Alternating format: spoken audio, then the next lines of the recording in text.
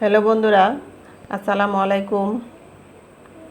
কাছের ও দূরের যে যেখান থেকে ভিডিওটি দেখছেন, আশা করি সবাই ভালো আছেন।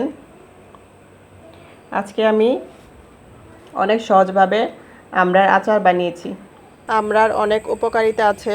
আমড়া খেলে কোষ্ঠকাঠিন্য দূর হয়, ওজন কমে, কোলেস্টেরল নিয়ন্ত্রণে থাকে, রক্ত স্বল্পতা দূর হয়।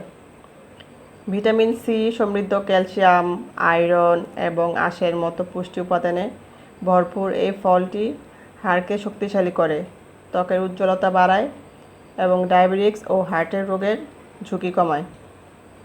এটি ডায়রিয়া, জ্বর এবং কফের মতো বিভিন্ন সমস্যা দূর করতেও সাহায্য করে। ভিডিওটি শুরু থেকে শেষ পর্যন্ত দেখেন। সবাই ভালো থাকবেন, সুস্থ থাকবেন। ধন্যবাদ।